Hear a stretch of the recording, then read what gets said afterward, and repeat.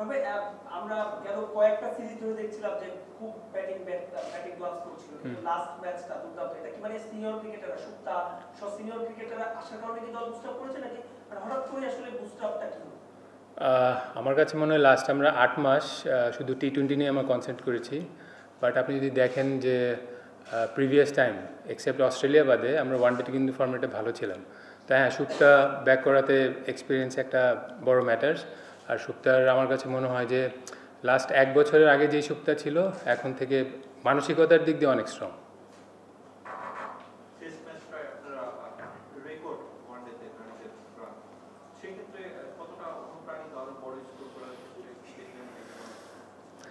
সেটা তো অবশ্যই যে আমরা একটা অনেক বড় গ্যাপ দেওয়ার পরে আমরা ওয়ানডে খেলতেছি 250+ ফার্স্ট টাইম। এটা বুস্ট আপ করে যে আয়ারল্যান্ডের সাথে আমাদের যদি ম্যাচ হিসাব করেন যে we are better team than Ireland. So আমার মনে হয় হ্যাঁ, আমরা চাচ্ছি যে day by day match to match better perform করা।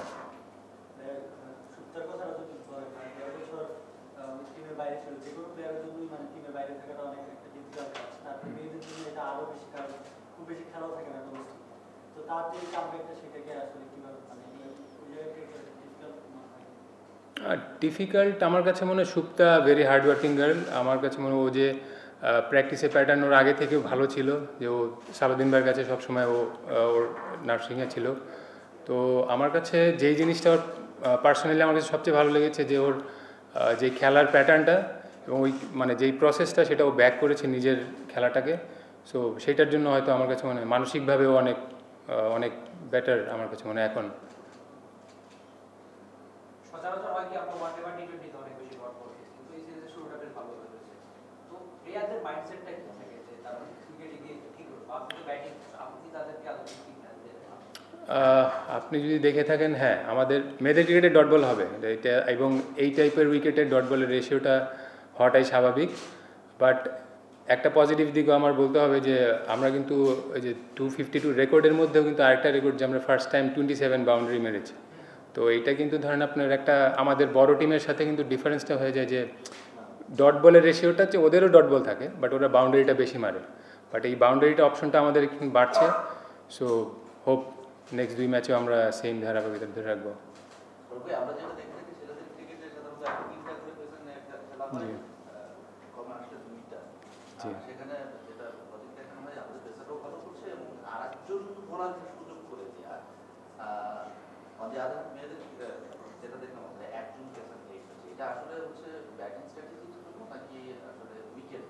আমার মানে কন্ডিশনের জন্য এটা আমাদের ডিসিশনটা নেওয়া হয়। আর যেহেতু আমরা স্পিনটা স্ট্রং, আর এখন আয়ারল্যান্ডের মেয়েরা স্বাভাবিক ওরা পেসটাই ভালো ক্রিকেট খেলে, তো স্পিনটা আমাদের কন্ডিশনে ওরাও তো স্ট্রাগল করছে, সেটা হয়তো আপনারা লাস্ট ম্যাচে দেখেছেন।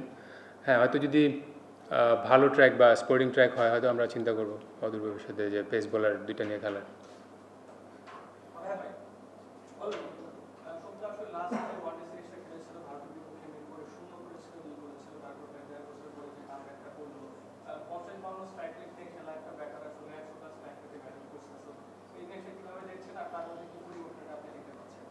সেটা আমি প্রথমে বলেছি ওর মাইন্ডসেটটা, কারণ ব্যাটিংয়ের প্যাটার্নটা ওর ওয়ার্ক এথিক্সটা সবসময় খুবই ভালো ছিল, তো ভেরি হার্ড ওয়ার্কার।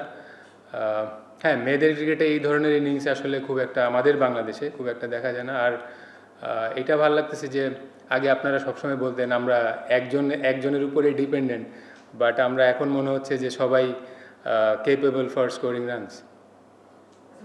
আমাদের নেক্সট সিরিজটা খুবই গুরুত্বপূর্ণ ওয়েস্ট ইন্ডিজের সঙ্গে। আপনারা বলছিলেন যে স্পিনিং ট্র্যাক ঘরের মাঠে, সেক্ষেত্রে আপনারা আসলে প্রিভিলেজটা কোথায় পাচ্ছেন? কারণ ওয়েস্ট ইন্ডিজে আমরা জানি যে ফাস্ট বোলারদের একটা এক্সট্রা ফ্যাসিলিটি সুবিধা থাকবে, সেক্ষেত্রে উইকেটটা আপনারা আসলে মানে ফোকাসটা দিচ্ছেন কি পরবর্তী 2 ম্যাচের 4 পয়েন্ট, নাকি ওয়েস্ট ইন্ডিজের সঙ্গে যেহেতু পরের সিরিজ আছে শেষ 2-1টা ম্যাচে আপনারা চাইবেন যে পেস বা বাউন্স করতে?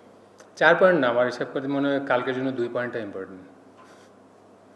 সো ওয়েস্ট ইন্ডিজেরটা তো জানুয়ারিতে, এখনও আলটিমেটলি ওইভাবে চিন্তা এখনও আমরা করিনি। তো এই সিরিজটা শেষে হয়তো আমরা প্ল্যানটা ওরকমভাবে সাজাবো যে ওয়েস্ট ইন্ডিজে গেলে কী ধরনের কন্ডিশন থাকে, ওই কন্ডিশনের উপরে ডিপেন্ড করে ওই প্র্যাকটিসের প্যাটার্নটা ওরকম হবে।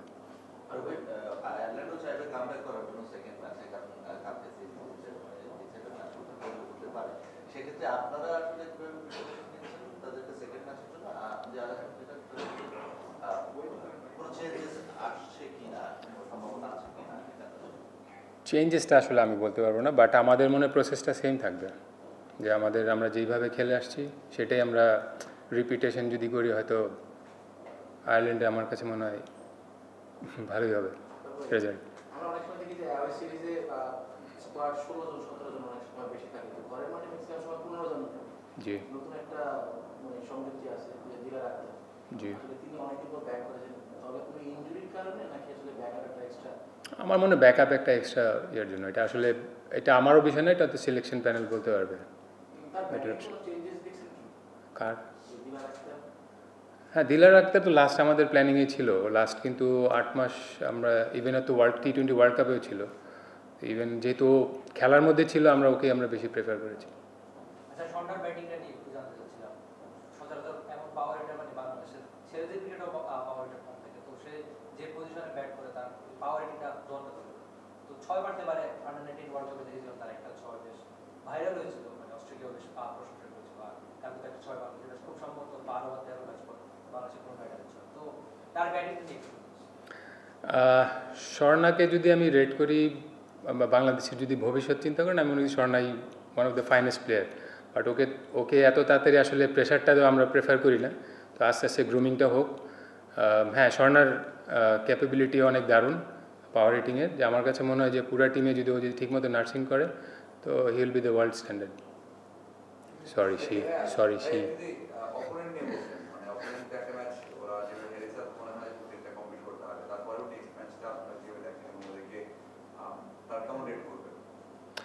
আয়ারল্যান্ডের আমার কাছে মনে হয় ওরা ডিপেন্ড করে পেস বা বোলিং সাইডটা ওরা ডিপেন্ড করে সুইংয়ের উপরেই, যে প্রথম 10 থেকে 15 ওভার যদি আমরা সুইংটা হ্যান্ডেল করতে পারি তো আমাদের মনে হয় ওই জায়গাটা আমাদের কনসার্নটা বেশি, এবং এটার জন্য আমি তো আসলে আমাদের ওপেনারও অসাধারণ ক্রিকেট খেলছে দুজন, যদিও হয়তো আপনারা বলতে পারেন যে এত কম রান কেন হয়েছে, বাট যেহেতু প্রথম আমরা আয়ারল্যান্ডের সাথে এরকম একটা কন্ডিশনে খেলতেছি, তো সুইংটা হ্যান্ডেল করাটা কিন্তু নট ইজি। তো যদি ওই হ্যাপি অ্যান্ড পিঙ্কি ওই স্ট্রাগল না, আমি বলি ওটা অ্যাপ্রোপ্রিয়েটই ছিল, হয়তো 10-12টা বল বেশি ডট হয়ে গিয়েছে, ওইটার জন্য কিন্তু ধরেন আপনার সুপ্তা, জ্যোতি এসে তারপর স্বর্ণা এসে ওই ফ্রি ক্রিকেটটা খেলতে পারছে। মেয়েদের ক্রিকেটে আপনি যদি চিন্তা করেন যে এসেই ধরেন সেভাগ বা অন্যান্যদের মতো মারামারি চলবে, এরকম না, আমাদের দলে হয়তো পূজারার মতো প্লেয়ারও দরকার আছে মাঝে মধ্যে।